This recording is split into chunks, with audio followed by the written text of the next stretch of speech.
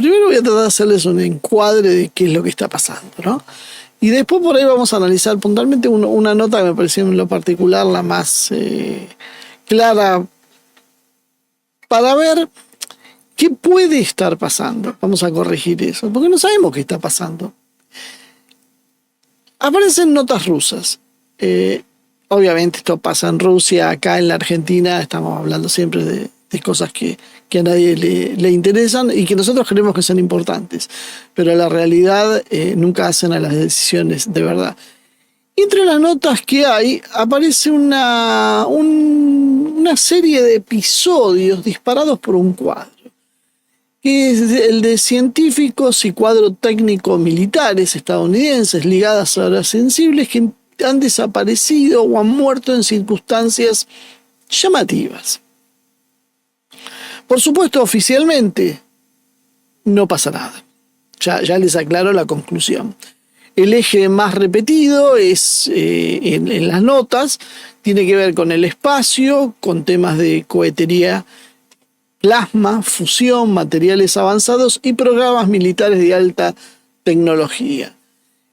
Vadim Siprov ha escrito una nota que levanta Zagrad, que dice que no se trataría de una tendencia, de un hecho suelto, sino de una tendencia que revela la lucha para controlar o frenar avances estratégicos. Siprov, además, habla de la sospecha, no solo de los servicios de inteligencia rivales, sino también de fuerzas propias del propio sistema occidental, ¿no? Y también habla de grandes inversiones ya comprometidas, de la eliminación de líneas científicas que podrían volver obsoletos negocios multimillonarios. Básicamente el problema entonces no sería matar el progreso, sino decidir qué progreso es el que nos sirve y cuáles no, cuál se va a aplastar. E inclusive Elon Musk aparece como como un símbolo de un sector tan concentrado que cualquier iniciativa disruptiva pasaría a ser una amenaza económica y de poder. El caso que dispara todo esto es el de William Neal McCausland, un general retirado de la Fuerza Aérea de los Estados Unidos que desapareció en Albuquerque el 27 de febrero de este año. La oficina del sheriff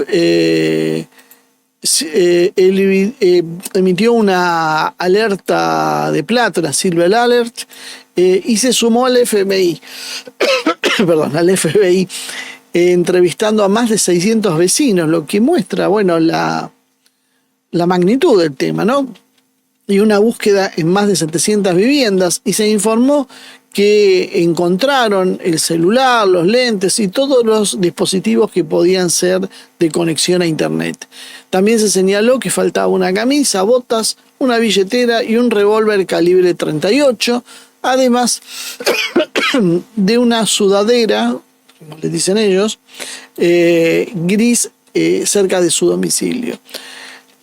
Hasta mediados de marzo, la línea oficial seguía sin encontrar pistas, no se seguían todas las hipótesis, pero no había nada. McCausland había dirigido carteras muy sensibles en ciencia, tecnología y espacio en la Fuerza Aérea, y también había tenido un vínculo breve con el entorno de Tom DeLonge y el universo de UAP. Eso basta para que los medios rusos y el ecosistema más conspiranoico anglosajón lo consideraban como un general que sabía demasiado. Según la esposa de McCausland, no pasó nada, rechazó esa lectura, y que ella no creía en una adopción por secretos militares y que no tenía conocimiento especial por supuestos temas extraterrestres. Ahora vamos a explicar por qué pasa esto. Incluso un agente del FBI planteó públicamente una hipótesis mucho más pedestre, que es básicamente que se suicidó. Esta hipótesis no está aprobada, pero muestra algo importante, que hay un expediente real que está siguiéndose, que está abierto, que es ambiguo, pero bueno, genera expectativas. porque sobre todo se junta con un segundo caso, que es el de Mónica Jacinto Reza, ingeniera espacial desaparecida en junio del 2025. Su desaparición tampoco ha sido resuelta, y ahí hay un punto que por ahora empieza a hablar de la posibilidad de que exista un patrón, dos personas vinculadas al ecosistema aeroespacial tecnológico, desaparecidas y que no hay un cierre claro. La prensa de Estados Unidos informó que los investigadores estaban mirando si podía haber una conexión entre los casos de Reza y de Bascasland. Eso por ahora no prueba un vínculo, pero también, de alguna manera, prueba que está bajo investigación la posible existencia de un vínculo. Y esto es un dato importante porque da a esa historia que están contando los rusos un punto de apoyo objetivo. Es que básicamente es que no inventaron nada los rusos, sino están mostrando un patrón de curiosidades.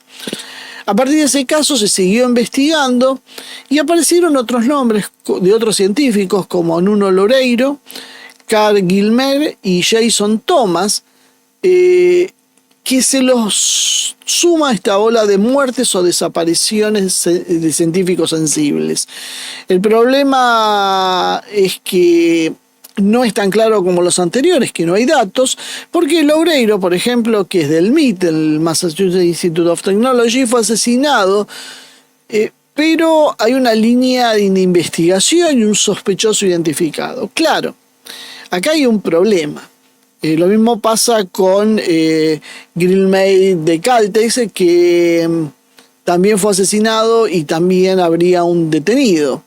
Jason Thomas apareció muerto, en este caso no hay un caso concreto, pero había un contexto personal, dicen las informaciones, muy pesado. Es decir, son casos trágicos, pero no encajan tan limpios como los otros en una hipótesis de que algo está pasando. El núcleo duro obviamente son Bascasland y Reza. Pero claro, uno cuando ve cómo operan estas cosas no puede menos que darse cuenta que en las versiones oficiales siempre aparece un asesino que no tiene nada que ver, alguien que le endilgan un crimen que no hizo. Entonces, es un indicio a medias. Podríamos decir, para la justicia sí, apareció alguien y es el sospechoso. Ahora, todos sabemos que en estos temas, y muchos otros también, pero en estos particularmente, el sospechoso puede ser un pobre tipo que estaba en el lugar equivocado porque hacía falta encontrar una víctima, o puede ser alguien que haya sido instigado. El caso del más conocido es el de John Fitzgerald Kennedy, con su asesinato, Lee Harvey Oswald y toda esa historia, ¿se acuerdan? No está nunca claro quién es, por qué, a qué obedece y por qué pasó. Entonces, cuando el tema es tan sensible, quedarse solo, bueno, había un sospechoso y ya se encontró y no pasó nada. Eso está bien si es un caso, cuando son 5, ya uno empieza a preguntarse si esto es tan así. Básicamente, entonces, lo que hay es una cuestión interesante. Hay una interpretación política, podríamos decir. ¿Alcanza esto como una prueba criminal? No, seguramente no. En un juzgado civil esto no avanzaría. Pero estas cosas no se juzgan en juzgados civiles. Nunca avanzaría nada si fuera así. Siprov, el autor de la nota, no se queda solo con la versión de los servicios extranjeros en el Emirán científico, que es una hipótesis que se baraja, como pasó en su momento con la Unión Soviética, como pasó con Irán, sino también que va más lejos y habla de una disputa entre sectores de alta tecnología, donde hay grandes inyecciones de capital y obviamente con tanto dinero en juego, un descubrimiento, un avance científico, vuelca verdaderas fortunas para un lado o para el otro. Y también la historia lleva hipótesis sobre ese tipo de acciones, de esconder descubrimientos, de deformarlos, de boicotearlos. Eso también ha pasado a lo largo de la historia, ¿no? Entonces hay una línea alternativa disruptiva, que es la de cohetes, propulsión, plasma, fusión, tecnología de altísima vanguardia, podríamos decir, que pueden convertirse, según sus resultados, en una amenaza para grandes inversores, contratistas, conglomerados o redes de poder que decidieron ir por otro camino. La comparación, entonces, que se hace en las notas con las viejas tecnologías soviéticas abortadas, cumple con una función ideológica clara, Que es decir, en realidad, que el progreso moderno no es lineal, sino selectivo. Que hay ciertas cosas que se desarrollan, pero que otras se van a bloquear. Y a veces las razones no son técnicas, sino son políticas, burocráticas o financieras. Nosotros hemos comentado el caso de medicamentos, por ejemplo, contra el Alzheimer, que el laboratorio Pfizer ha escondido. Ha ignorado sus resultados porque simplemente no era de la conveniencia económica. Estas cosas existen. Por supuesto, cuando uno las plantean, siempre oficialmente te van a decir que no y te van a decir que sos un conspiranoico, pero la realidad existen. Los que entienden de mecánica saben que también esto ha pasado con algunos tipos de motores. Si uno consigue algo que es muy bueno, pero destruye un monopolio de alguien poderoso, es muy probable que, si tuvo suerte, vinieron, le compraron la patente y la guardaron en un cajón para que en realidad nunca se ejecute. Si tuvo suerte. Si no tuvo suerte, no la quiso vender, bueno, el resultado puede ser bastante más trágico para el descubridor. Esto es real. Esto no lo estoy inventando yo. Y pasa en múltiples aspectos. ¿Y a los rusos por qué les interesa esto? No porque Rusia necesariamente sepa quién desapareció a quién o qué fue lo que pasó, sino porque el caso le muestra para mostrar algunas cosas. Le muestra para mostrar que Estados Unidos no controla completamente su aparato de seguridad, ni tampoco su ecosistema militar, científico-militar. O sea que estos aparatos tienen una autonomía que constituye lo que siempre hablamos, el Deep State, que parece que ningún medio de primera línea consigue saber que el Deep State esté y queda como una especie de niebla, pero la verdad existe. No solo existe, sino que hay que tener pruebas. Y le sirve también para demostrar que Estados Unidos no tiene esa imagen de transparencia y racionalidad institucional que quiere dar, sino que la cuestión es bastante más complicada de lo que parece. Le sirve para sugerir además que las tecnologías del futuro no se disputan, como decíamos, solo como públicamente se hace creer, que es a partir de patentes y presupuestos, sino que mucho juega el bloqueo, el sabotaje, el disciplinamiento o la eliminación de nodos críticos. Es decir, se juega limpio, si podemos considerar limpio que las inversiones y las patentes son limpias, que permítame dudar que eso sea tan limpio, pero además se juega muy sucio. Quizás la parte que en general no te dicen, lo ves por ahí en las películas, pero una vez tiende a pensar que está muy linda la película, pero lo disocia de la realidad. Pero en realidad también pasa, se matan científicos, se presiona, se chantajea, todo eso pasa de verdad. Y sobre todo, lo que intenta Rusia difundiendo este tipo de información, información que antes Rusia no prestaba atención cuando de alguna manera era más amigable con sus socios occidentales, porque no quería venir la soga en la casa del ahorcado, es que básicamente el progreso en Occidente no es algo lineal ni neutral, sino que básicamente es algo administrado por las estructuras de poder que deciden qué innovación es la que conviene hacer y cuál amenaza intereses asentados. Para los que todavía lo creen, lamento desilusionarlos, pero nunca pasa que es un genio en un garage que hace una gran empresa. Detrás de eso siempre están grandes inversiones, siempre son hijos de multimillonarios y siempre hay contacto con los servicios de inteligencia que van a decir, esta empresa se va a transformar, no sé, tenemos un ejemplo al azar, en un Facebook, o se va a transformar en un WhatsApp, o se va a transformar en un Microsoft, en lo que a ellos se les ocurra que sea necesario. Y después nos van a decir, no, pero esto son las muestras de las bondades del capitalismo, que alguien con ingenio, capacidad y tenacidad en su garage de su casa se puede transformar en alguien que hace una gran inversión, Hewlett Packard, y te van sacando ejemplos de grandes inversores, pero no te cuentan la trastienda.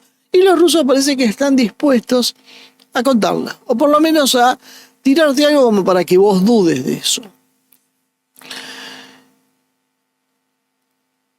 La verdad es que la eficiencia de esto como propaganda va a depender precisamente de poder trabajar en una zona donde se pueda mezclar indicios reales, la opacidad que existe, que también es real, y la ausencia a veces de prueba concluyente hace que no sea una prueba judicial, pero que se levante la sospecha.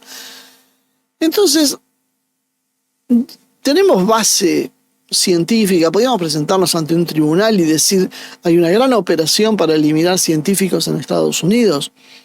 No, seguramente no. Lo que sí hay una base para afirmar que al menos hay 2 desapariciones abiertas y anómalas en un entorno que es tecnológicamente extremadamente sensible.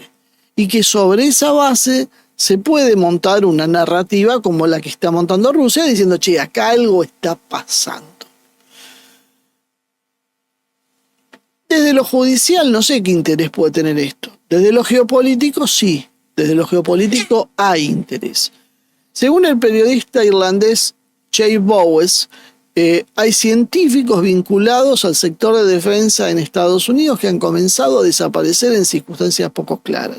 Esa es la nota que Vadim Siprov decía, analiza como un fenómeno y plantea quién podía estar detrás de esos episodios. Entonces vamos a ver un poco qué es lo que dice esta gente, porque hasta ahora hablamos de las conclusiones.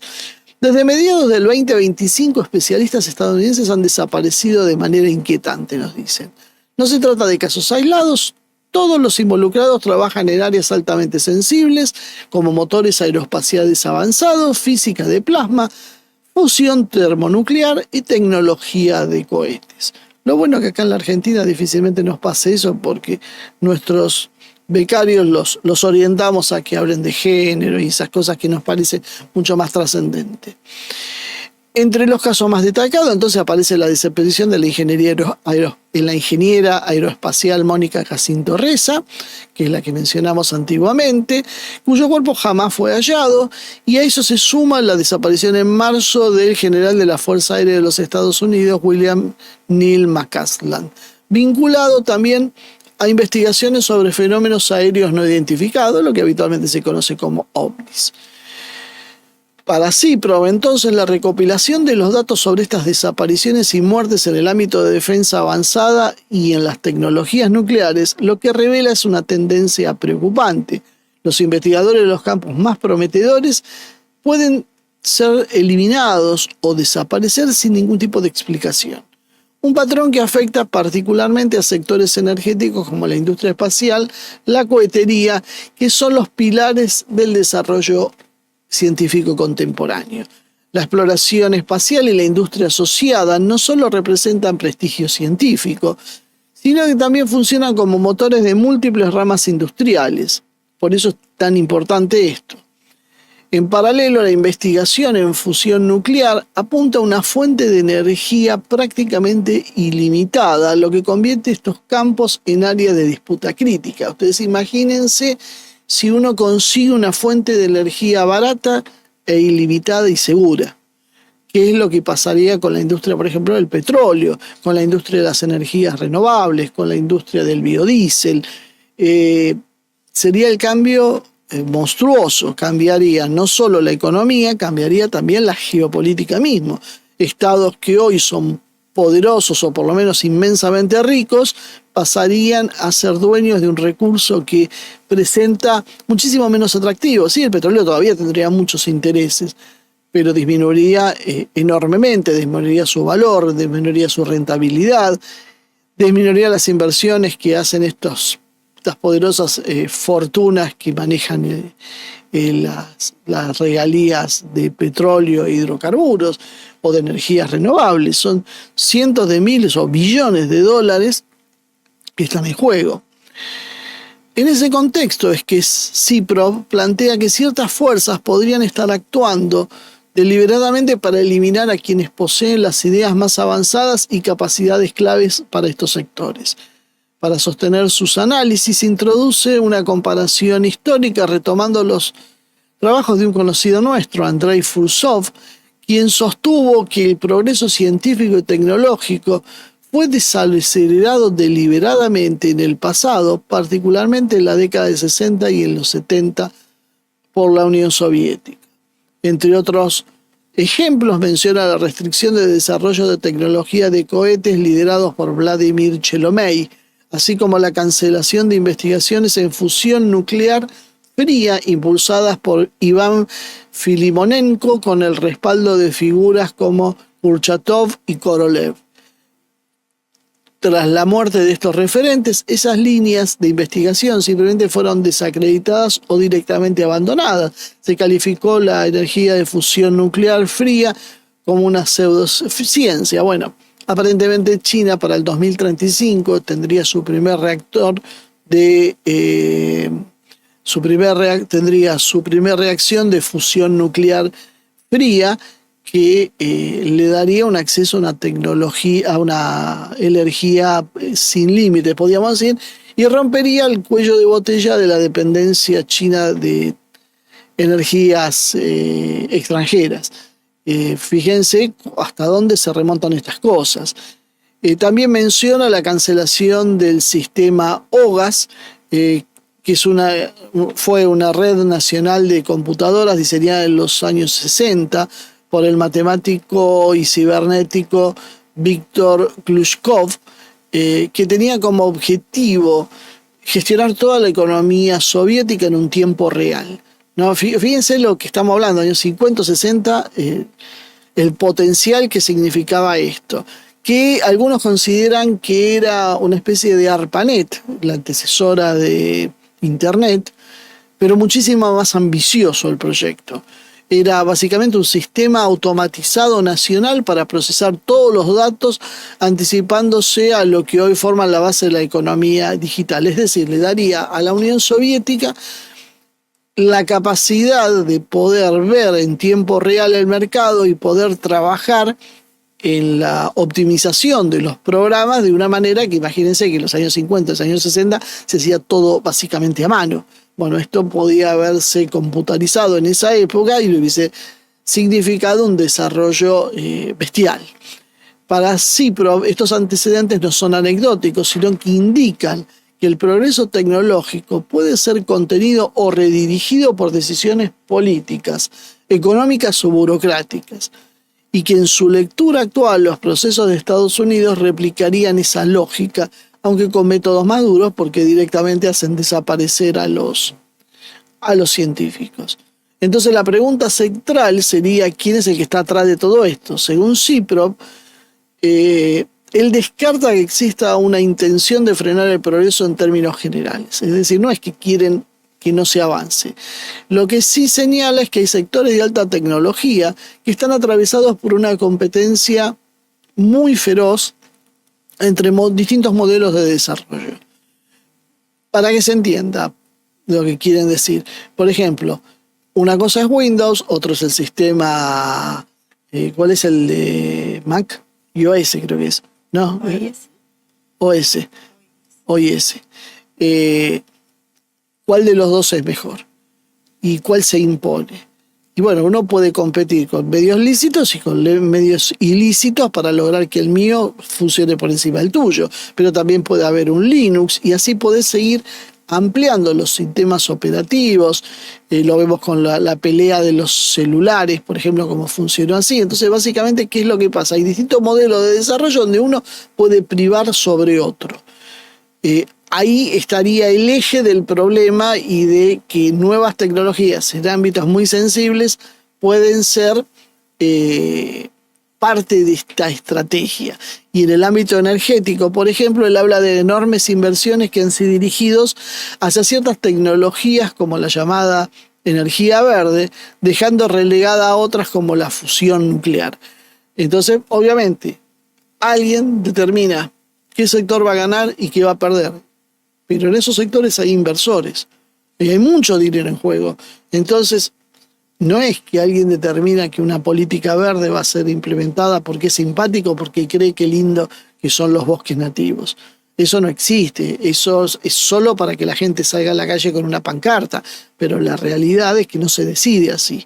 Bueno, ahí es donde está el problema. Esta gente que utilizó muchos recursos parece que está usando otros más fuertes. Y acá hay un problema entonces estructural, porque hay miles de millones de dólares, cientos de miles de millones de dólares comprometidos en una dirección, pero cualquier innovación de tipo disruptiva puede hacer que la inversión falló. lo que pasó con las energías verdes, básicamente por otras razones. Fíjense la plata que puso Europa en el desarrollo de energía verde y apareció China, te hizo los autos eléctricos y te arruinó todo el negocio. Y ni hablar que ahora empieza a carecer problemas de otras cosas. China le sirve por determinadas razones que son distintas a las europeas, pero la idea de haber invertido verdadera fortuna para desarrollar una tecnología y que después te quede a mitad de camino, porque resultó que apareció el conflicto con China, con Rusia, apareció el conflicto de Medio Oriente, y ahora quedaste diciendo, bueno, vamos a tener que volver a la energía nuclear y ¿qué hacemos si sacamos carbón de vuelta? ¿Por qué? ¿Y qué pasó con toda esa plata que se puso en energía verde? ¿Qué pasó con los molinos de viento? Todo eso es plata tirada a la basura. Entonces imagínense. Bueno, y hoy todavía la Unión Europea no acepta esa realidad por los intereses creados que hay atrás. Bueno, la misma lógica que puede estar actuando en esto que está mencionando este autor ruso. Y esta lógica se traslada, por ejemplo, dice, al sector aeroespacial, donde empresas como SpaceX, la de Elon Musk, tienen una posición dominante, tan dominante que fíjense que fueron claves en la guerra de Ucrania. Y en este contexto, cualquier desarrollo alternativo que desafíe a ese esquema es básicamente un enorme riesgo económico y estratégico. ¿Se va entendiendo? Porque vos hagas una innovación y se ha hecho una enorme inversión en un sentido y de golpe te sacan una innovación y hicieron que toda tu inversión sea algo obsoleto, porque ya no tiene sentido, porque esto se hace ahora de otra manera y se hace mucho mejor. Según esta interpretación, entonces, los científicos que propongan caminos distintos no solo enfrentan el desafío técnico de hacerlo, el debate académico y demás, sino los intereses financieros de enorme magnitud. Algunos se preguntan por qué no hay una vacuna contra el cáncer. Bueno, los rusos están intentando, vamos a ver cómo termina la historia. Si la medicación contra el cáncer, estas terapias genéticas que usan los rusos contra el cáncer funcionan, destruyen la industria oncológica de Occidente, que tiene que ver desde rayos hasta medicamentos oncológicos, cirugías, centros de estudio. Hay 1.000.000 de cosas. Imagínense qué pasaría si con una extracción de una muestra, un análisis y una aplicación yo te curo el cáncer. Vuela todo por el aire. La gente común que dice, pero maravilloso, solucionas un problema bárbaro, es barato. ¿Y qué dicen los que invirtieron en la industria oncológica? ¿Estarán de acuerdo con eso? No, no están de acuerdo con eso. Ese es el problema que hay. Y eso es lo que está diciendo Cipro.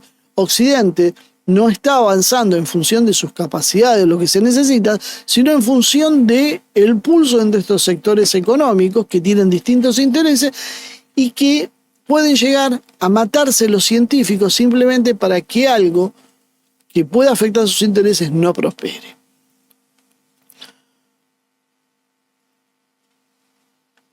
Los intereses son de enorme magnitud y de este cruce, entonces, en este cruce, la innovación deja de ser un proceso neutral para transformarse en un campo de disputa. Según Cipro, entonces, esos entornos son donde confluyen poder tecnológico y capital concentrado y donde el pensamiento innovador se vuelve potencialmente peligroso, no por su debilidad, sino precisamente por su potencial para alterar las estructuras existentes. Entonces tenés una apertura fuerte, tenés desarrollos de caso, tenés construcción de un patrón, tenés un marco histórico, una explicación económica y un cierre político claro. Bueno, ¿hay antecedentes de esto? De que se pueda jugar así. Bueno, veamos algo muy, muy grosero, pero que es público, que todos lo sabemos que es así. Israel tiene un operativo claro en este terreno, especialmente contra el programa iraní, ¿no? Hasta acá estamos todos de acuerdo.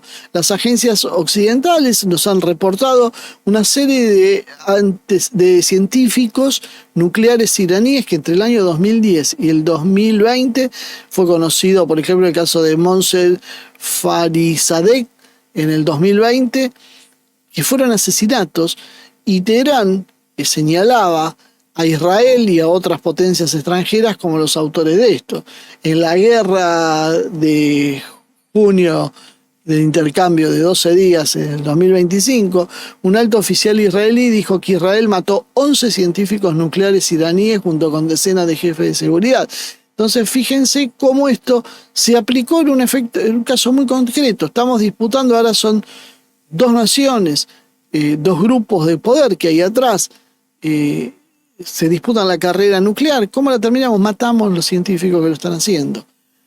Si se confirma entonces una campaña de eliminación de científicos dentro de Estados Unidos, el impacto sería mucho mayor que en Israel y a Irán, por una razón bastante simple, porque ya no estaríamos hablando de un teatro secundario de guerra como es en Medio Oriente, sino en el corazón del esquema científico-militar de Estados Unidos, lo que abriría 5 efectos posibles. Un shock interno en lo que es la seguridad nacional, confirmando que los actos hostiles, tanto internos como externos, lograron penetrar o vulnerar entornos de altísimo valor estratégico como el aeroespacial, el nuclear, el plasma, propulsión, ingeniería militar, inteligencia militar. Esto obligaría a revisar protección personal, compartimentación, seguridad física, ciberseguridad, contrainteligencia en laboratorios, contratistas, programas clasificados, etc. No sería entonces ya un problema de corte policial, sino un problema de Estado. El segundo punto sería el daño directo del proceso tecnológico, porque eliminar científicos no solo mata personas, rompe equipos, rompe transferencias de contacto tácito, retrasa cronogramas, siembra miedo y hace que cuadros sensibles se autocensuren o se retiren. Porque si yo soy un científico y están matando por eso, decía, yo no quiero que me maten a mí, me dedico a investigar otra cosa y salgo de este área que es peligrosa. En áreas como la función, la propulsión avanzada o materiales estratégicos, perder esos pocos, porque son poquísimos los nodos que se dedican a esto, puede atrasar un programa años. No es que hay millones de científicos, son puñaditos los que se dedican a estas cosas tan de vanguardia. Tercero, es una crisis política interna enorme, porque si se comprueba que hay una campaña y que el Estado no la vio, no la percibió o no la frenó, el golpe político sería devastador.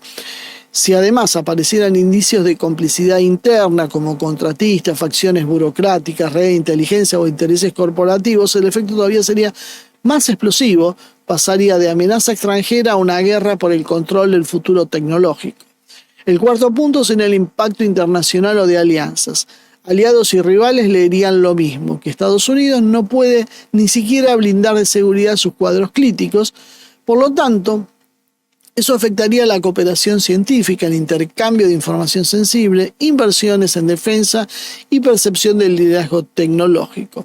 También esto incentivaría a otros actores a copiar el método. Y por último, el cambio en la norma geopolítica. Y es el punto, podríamos decir, más serio, porque si se normaliza la eliminación sistemática de científicos como un instrumento de competencia estratégica, el umbral del conflicto va a bajar mucho porque rápidamente va a ser, bueno, vamos a detener el programa de tal cosa matándole a los científicos.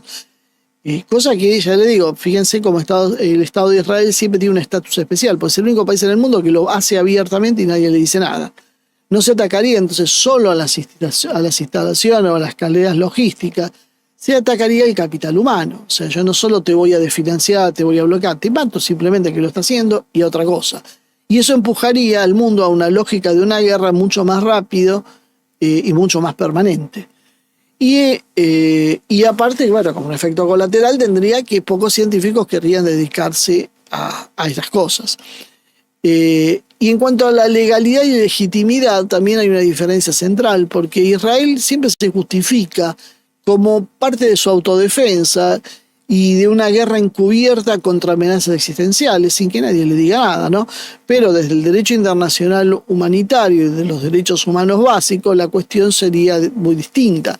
La Cruz Roja Internacional y la literatura jurídica se pronunciaría claramente en contra de que si existe un conflicto armado de estas características, el estatus del objetivo, la necesidad, la distinción y la proporcionalidad debería ser tenida en cuenta, y matar científicos civiles fuera de los teatros de hostilidades quedaría jurídicamente mucho más expuesto. Por algo así se confirmaría entonces que el efecto en Estados Unidos sería mucho más grande. Por un lado, mostraría que el método usado contra Irán se convirtió en una herramienta general de guerra tecnológica, y por otro lado, haría estallar una facción de Occidente que reserva que este tipo de prácticas se haga solo contra enemigos externos y escenarios lejanos, pero ahora se aplicaría internamente. Así que bueno, esto era el trabajo para hoy. Explicar, bueno, esto que está pasando, esto que están poniendo los rusos sobre la mesa, que tal vez buscando una excusa, tal vez no totalmente comprobado, tal vez no totalmente cierto, pero exhibiendo algo que todos sabemos que existe en Occidente, que es esta competencia estratégica dada por estas características y sobre todo, y ya con esto termino, que sobre todo esto te lleva al punto en que te muestra que la verdad, el mundo hoy ya se rige por otras cuestiones, y sobre todo Occidente no avanza tecnológicamente y no hay un progreso neutral, aséptico, sino que tiene que ver mucho con los intereses de las inversiones. Entonces ese progreso puede progresar o no en función de cómo sea el negocio de aquellos inversores que estén interesados y cuánto sea el dinero que esté en juego.